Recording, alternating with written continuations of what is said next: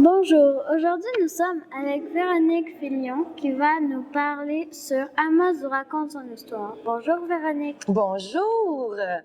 Alors, le spectacle d'Amos vous raconte son histoire. En fait, c'est un grand spectacle d'à peu près 3 heures. C'est un parcours déambulatoire où on se promène dans les rues d'Amos et il y a plein de scènes de théâtre qui sont jouées. Et en fait, c'est pour mettre en valeur l'histoire d'Abitibi et surtout l'histoire de la colonisation de l'Abitibi. Donc, c'est un spectacle qui parle plus des années 10, 20 et 30. Pouvez-vous nous parler comment est né le désir de faire le circuit d'Amos vous raconte? Ben, moi, quand j'étais à la petite école et même au secondaire, je me suis rendu compte que je ne connaissais pas l'histoire de l'Abitibi. C'est pas enseigné dans les cours d'histoire, dans le cursus scolaire. Donc, je savais pas grand-chose sur les bâtisseurs, même les lieux dans ma propre ville. Et puis, à un moment donné, moi, comme touriste, je suis allée faire des circuits historiques dans d'autres villes quand j'allais en voyage. Puis, je trouvais la formule très intéressante. Puis, je me suis dit qu'une formule de spectacle et de théâtre, ça serait vraiment une façon intéressante d'amener les gens justement à découvrir un peu l'histoire de leur région. Combien de temps avez-vous pris pour former le circuit au complet?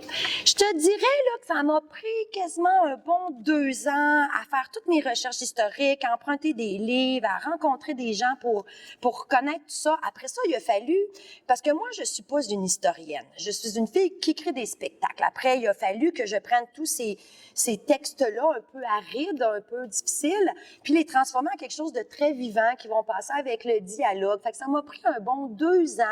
Après, il a fallu faire tous les décors, tous les costumes. Fait que ça a quand même été assez long pour se préparer. D'où vient votre désir de connaître et transmettre l'histoire d'Amos? Ben, moi, je te dirais là, que depuis que je suis toute petite, j'aime lire. J'aime beaucoup les livres, des romans qui se passent dans d'autres pays. Ça me permet, moi, de voyager pas trop cher. Et donc, j'ai toujours été intéressée par l'histoire. Puis souvent, l'histoire des autres pays ou l'histoire qui est plus loin de nous paraît plus intéressante que la nôtre. Puis là, je me suis dit, quand j'étais adulte, je me suis dit, ben là, Véronique, ça serait peut-être le temps d'en apprendre un peu plus sur ton histoire à toi, de ta région, parce que l'Abitibi a quand même une histoire assez unique au Canada. Avez-vous imaginé qu'Amos vous raconte son histoire prendrait une telle envergure? Au début, quand j'ai commencé à faire le projet avec Bruno Turcotte pour les productions du Raccourci, on faisait ça pour un été ou 2, puis on s'est dit, on va voir si ça va pogner. Bien, finalement, on a fait un 3e été, puis on a renouvelé pour un été supplémentaire. Mais là, les billets se vendaient encore, puis il y avait plein de gens qui ne l'avaient pas vu. Fait qu'on a décidé, avec la ville d'Amos, qui est un de nos gros partenaires, on a décidé de refaire un autre 3 ans. Bien, au bout du compte, à l'heure où on se parle là présentement, on va avoir fait 10 étés du spectacle Amos vous raconte son histoire, puis on est pas mal fiers de ça, parce que non, on s'en doutait pas. Pouvez-vous nous parler de votre carrière d'écrivaine? Bien, moi, j'ai étudié à l'Université Laval, à Québec. J'ai vraiment étudié en théâtre. Et j'écrivais pas dans ce temps-là. Quand j'étais petite, des fois, j'écrivais des petits sketchs avec mes amis, mais rien de très, très bon. Et j'ai parti une école de théâtre ici à Amos. Fait que pendant plusieurs années, mais quand je trouvais pas des pièces de théâtre pour mes groupes pour enfants, bien, je les écrivais moi-même. Puis j'ai appris comme ça à écrire. Puis j'ai lu beaucoup de pièces, puis je vais voir beaucoup de spectacles. Et au début, je savais pas trop comment écrire des trucs historiques, mais la chance que j'ai eue en 2010, c'est que on a fait une pièce de théâtre sur l'histoire de la famille Turcotte, qui était arrivée ici en canot. Et en 2010, au mois d'octobre, ça faisait 100 ans jour pour jour qu'elle était arrivée. Puis on m'avait demandé d'écrire une pièce de théâtre là-dessus.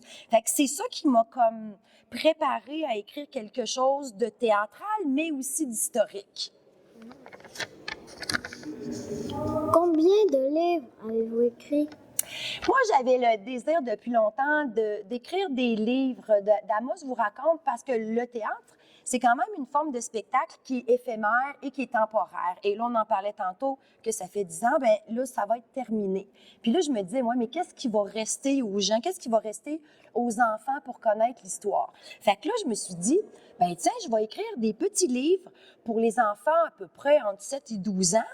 Puis un peu à la manière de mon spectacle. Fait qu'il y a plein de petites blagues, on apprend plein de choses, il y a des belles toiles à l'aquarelle, puis on fait comme si c'était Amos Desescar qui les avait écrits.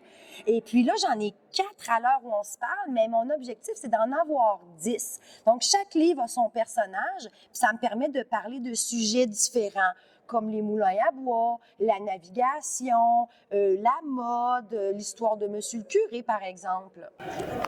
Véronique, peux-tu me présenter ce livre? Alors, tu vois, tu as les 4. Alors, ici, j'ai le livre, je vais en ordre décroissant de parution. Ça, c'est mon livre de Hector Authier. Hector Authier, en fait, c'est un monsieur assez important. On l'a surnommé le père de l'Abitibi. Ça a été le premier maire du village, puis un politicien assez important.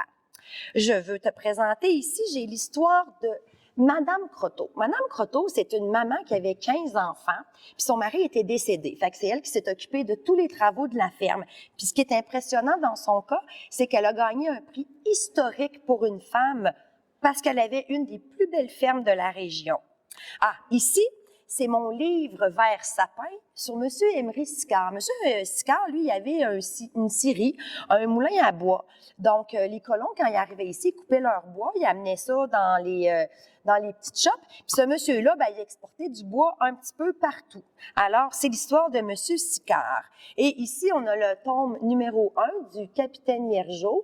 Donc, c'est un livre qui nous raconte ce capitaine-là. C'était un personnage assez bougon, de mauvaise humeur, faisait pas mal peur aux enfants et qui, lui, se promenait et transportait des marchandises dans toutes les villes et villages de la région. Alors, si je me permets de l'ouvrir, ce qu'on a voulu faire pour représenter un petit peu l'esprit du spectacle, c'est que j'ai du texte ici qui va être très informatif, très divertissant, mais j'ai plein de petits commentaires, de petites blagues qui vont soit expliquer des mots de vocabulaire ou faire des petites blagues à la Amos Desescar. Et tous les dessins, en fait, ce sont des toiles peintes à l'aquarelle par l'artiste Catherine Dubé. Puis c'est des livres d'à peu près une trentaine de pages. Ça se lit très bien. Je dis que c'est pour les enfants, mais je pourrais vous dire que les aînés apprécient beaucoup ces petits livres-là. Ça leur permet de créer une discussion avec leurs petits-enfants puis de parler un petit peu de leur époque. Alors, ces petits livres-là sont disponibles un peu partout en région. C'est facile à lire, c'est mémorable et puis ce sont des petits livres indémodables. Où pouvons-nous acheter vos livres? Bien, je suis bien chanceux parce que mes livres sont disponibles partout en Abitibi, dans les librairies, dans plusieurs magasins.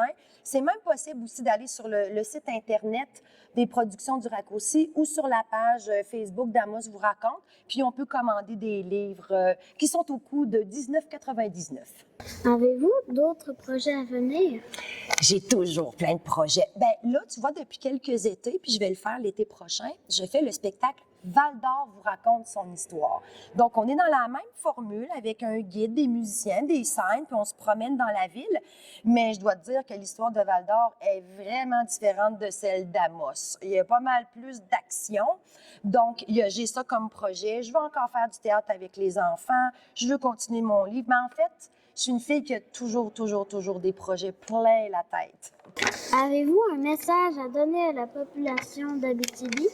Bien, ce que je dirais aux Abitibiens, c'est intéressez-vous à votre histoire, intéressez-vous à vos ancêtres.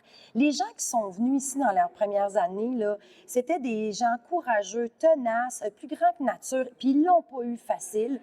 Je vous rappelle inutilement qu'on est un pays de maringouins, de forêts. On est éloigné géographiquement du reste de la province et il faut en tirer une fierté de nos descendants, de nos ancêtres, parce que c'est une histoire unique. Alors, lisez des livres. Oh, je pourrais même te dire, ma chère, qu'on a fait une série d'émissions de radio, des podcasts, où on a justement traité des différents sujets. Fait que pour ceux qui n'ont pas pu avoir la chance de venir voir le spectacle, allez sur notre site des Productions du Raccourci et on a une série de 12 épisodes, justement, qui nous racontent l'histoire de la colonisation. Merci, Véronique. Muchas gracias. De nada.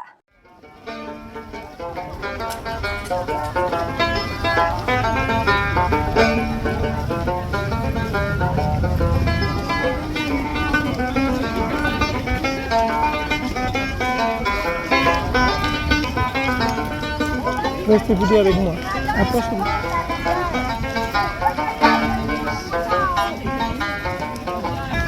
Mais voyons, tout le monde a l'air de lire des livres.